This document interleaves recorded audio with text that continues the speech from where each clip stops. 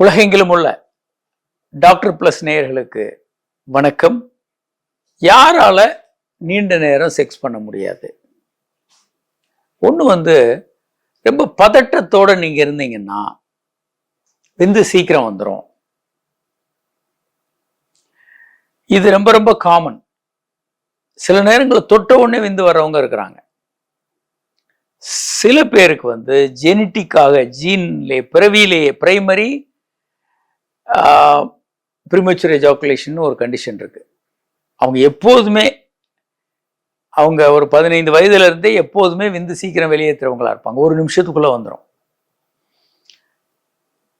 இது பல்வேறு பிரச்சனைகளை கொடுக்கும். பார்ட்னருக்கு கொடுக்கும். ஒரு திருப்தி இல்லை, உறவுல ஒரு விருப்பம் இல்லாம அவங்க விலகிறதுக்கான ஒரு வாய்ப்பை உருவாக்கக்கூடிய விஷயம் இருக்கு. பிரைமரி ப்ரீமெச்சூர் எஜாகுலேட்டர்ஸ்னா அவங்களுக்கு காரணங்கள் எதுவும் இருக்காது.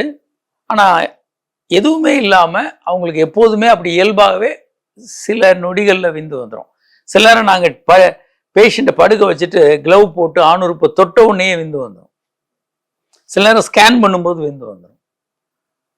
எந்த பெரிய அளவுக்கு தூண்டுதல் இல்லாமல் விந்து வந்துடலாம். எக்ஸ்ட்ரீம் ப்ரீமெச்சூர் எஜாகுலேட்டர்ஸ்னு இவங்களுக்கு பேர். இவங்களுக்கெல்லாம் பயிற்சிகள் உதவாது, மருந்துகள் கொடுக்கணும். பெரும்பாலான உலக ஆண்கள் 2 நிமிடத்துல விந்து வெளியேற்றுறவர்களாக தான் இருக்கிறாங்க. பெரும்பாலான உலக ஆண்கள் 2 minutes அதிகபட்சம். தே எஜாகுலேட் ஃபாஸ்டர் 70%. ஆனால் அந்த 70% ஆண்களுக்கு மனைவியை திருப்தி பண்ண வாய்ப்பு மிக மிக குறைவாக இருக்கும். ஏன்னா ஒரு பெண்ணுக்கு செக்ஸ் பண்ணும்போது 14 நிமிடங்கள் ஆகும் உச்சகட்டம் அடைய. அப்போ பெரும்பாலான பெண்கள் உச்சகட்டம் அடைகிறதில்லை.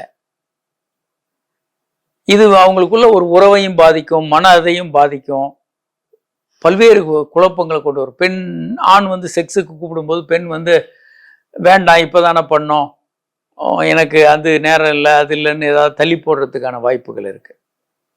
இதெல்லாம் ஒரு காரணம். அடுத்து பர்ஃபார்மன்ஸ் ஆங்ஸைட்டின்னு ஒன்று இருக்கு. ஒரு ஒரு விஐபி ஒரு ஒரு ஒரு நம்ம ரொம்ப ப்ரெஷியஸ்ன்னு நினைக்கக்கூடிய ஒரு விஐபியை, ஒரு நடிகையோ இல்லை ஒரு விஐபியோட உறவு கொள்கிற வாய்ப்பு ஒருத்தருக்கு வருது. இல்லை அவர் மதிக்கக்கூடிய அழகாக இருக்காங்கன்னு நம்பக்கூடிய வேற ஒரு பெண்ணோட உறவு கொள்ள போகிறாரு, இல்லை திருமணத்திலே முதலிரவில் போகிறாரு. அவருக்குள்ள எக்ஸைட்டேஷன்னால, பெர்ஃபார்மன்ஸ் ஆங்ஸைட்டினால டக்குன்னு விந்து வந்துடும். சில நேரங்களில் ஒருத்தர் ஒரு அழகான பொண்ணை புக் பண்ணியிருக்காருன்னு வச்சுக்கோங்க. அவருக்குள்ள ஆர்வம் ரொம்ப மிகையா இருக்கிறதுனால பதட்டமா இருக்கும்போது சிம்பத்தட்டிக் ஆக்டிவிட்டி மேலே போயிடும். அவங்க போய் தொட்ட உடனே அவங்களுக்கு விந்து வந்துடும். பெர்ஃபார்மன்ஸ் ஆங்ஸைட்டி இது. அடுத்து சில மருந்துகளால் வரும். பல்வேறு மருந்துகள் சாப்பிடும்போது விந்து சீக்கிரம் வர்றதுக்கான வாய்ப்புகள் அதிகம். சிம்பத்தட்டிக் ஆக்டிவிட்டி அப்படின்னு நாங்கள் சொல்லுவோம். அந்த ஹார்ட் ரேட் அதிகமாக்கக்கூடிய எந்த மருந்துகளும் சீக்கிரம் விந்து வர்றதை துரிதப்படுத்தலாம். இதெல்லாம் இருக்கு. அப்போ இதற்கு நம்ம என்ன செய்யலாம் அப்படின்னா, முதல்ல ரொம்ப சீக்கிரம் விந்து வந்துடுதுன்னா மருந்துகள் பயிற்சிகள் பெரிய அளவுக்கு உதவி இருக்காது. பினைல் நர்வ் ஸ்டிமுலேஷன் இப்போ லேட்டஸ்ட் சிகிச்சை வந்திருக்கு. அது நம்ம ஹாஸ்பிட்டலில் நம்ம பண்ணுறோம். நரம்புகளை பலப்படுத்தி, அறுவை சிகிச்சையெல்லாம் ஒன்றும் இல்லை, மேலே ஒரு கருவியை வச்சு நரம்புகளை பலப்படுத்திட்டோம்னா டக்குன்னு தொட்டவுடனே விந்து வர்றது, சீக்கிரம் விந்து வர்றது குறைஞ்சிடும். ஒரு 5 முறை இதை பண்ணிட்டோம்னா கிட்டத்தட்ட வாழ்நாள் ஃபுல்லாக அவங்களுக்கு விந்து லேட்டாக வரும். பினைல் நர்வ் ஸ்டிமுலேஷன் இது வேர்ல்டு லெவலில் மிகப்பெரிய ஒரு அற்புதமான ட்ரீட்மெண்ட். இந்தியாவில் நிறைய கேசஸ் பண்ணிட்டு இருக்கோம். இப்போ அடுத்து மருந்துகளுக்கு ஒரு முக்கியமான பங்கு இருக்கு. மருந்துகள் நீண்ட நேரம், ஏன்னா சென்டர்ல பிரெயின்ல போய் ஆக்ட் பண்ணும், நீண்ட நேரம் விந்து வர்றதை தடுக்கும். ஆனா இதுல என்ன பிரச்சனைனா, இந்த மருந்துகள் எல்லாமே கொஞ்சம் தூக்கம் வரும், கொஞ்சம் டல்லா இருக்கிற மாதிரி ஒரு ஃபீலிங்கை கொடுக்கும். ஏன்னா மூளையை கொஞ்சம் மட்டுப்படுத்தும் போது கொஞ்சம் டல்லா தூக்கம் வர்ற மாதிரி ஒரு டல்லான ஒரு ஃபீலிங்கை கொடுக்க தான் செய்யும். அதை ஏற்றுக்கொள்ளத்தான் செய்யணும். இது ரெண்டையும் செஞ்சுட்டு மூன்றாவதாக பயிற்சிகள் பண்ணலாம். நம்ம ஏற்கனவே நிறைய சொல்லியிருக்கோம். ஃபீமேல் ஆன் டாப், பெண் மேல இருந்து ஆண் கீழே இருந்து செக்ஸ் பண்ணலாம். இதுல நீண்ட நேரம் செக்ஸ் பண்ண முடியும். அடுத்து ஒரு 5 விதமான தூண்டுதல்கள் அந்த பெண்ணுக்கு கிடைக்குது.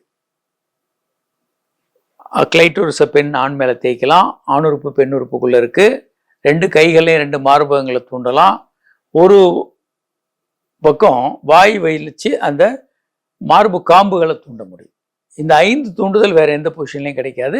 இதுல பெண் உச்சகட்டம் சீக்கிரம் அடைஞ்சிருவாங்க.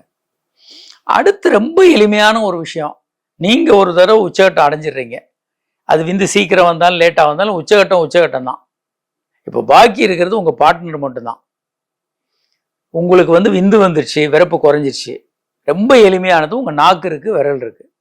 நாக்கு வச்சு அந்த கிளைட்டோரிஸ் போன்ற உறுப்புகளை நீங்க தூண்டினீங்கன்னா அவங்க உச்சகட்டம் அடைஞ்சிருவாங்க. நீங்க பதட்டமே பட வேண்டியதில்லை. நாக்குக்கு ஒன்றும் அது நேரம் இல்லை, ஒன்றும் இல்லை. நீங்கள் எவ்வளோ நேரம் வேணாலும் தூண்டலாம். அந்த பெண் உச்சகட்டம் வர வரைக்கும் விரல்கள்லையோ நாக்குலையோ தூண்டி அந்த பெண்ணை உச்சகட்டம் அடைய வச்சுட்டு நீங்கள் நிறுத்திடலாம். ஸோ மருந்துகள் இருக்கு, பினைல் நர்வ் ஸ்டிமுலேஷன் இருக்கு, பயிற்சிகள் இருக்கு, உங்களுக்கு விரல்கள் இருக்கு, நாக்கு இருக்கு. இந்த முறைகளில் முழுமையாக ஒரு பெண்ணை உச்சகட்டத்துக்கு கொண்டு வர முடியும். இது ஏன் பெரும்பாலான பெண்கள் உச்சகட்டத்துக்கு வர்றதில்லைன்னா, இதை பற்றிய ஒரு அறிவு, பார்வை நமக்கு இல்லாமல் இருக்கிறது தான். நாலேஜ் இஸ் பவர் அப்படின்னு சொல்லுவோம். இதை பற்றிய பார்வை ஆண்களுக்கு இல்லை, பெண்களுக்கு இல்லை.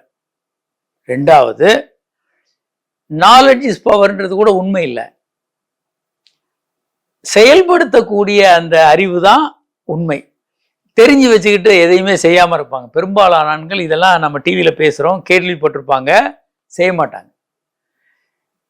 நீங்கள் ஆக்டிவாக அதை செயல்படுத்தலைன்னா நாலேஜ் இஸ் நாட் பவர். செயல்படுத்தப்படக்கூடிய அந்த அறிவு தான் பவர். அப்போ நீங்கள் இதை தெரிந்து கொண்டு அதை செய்யணும். அது உங்கள் வாழ்க்கையை மாற்றிடும்.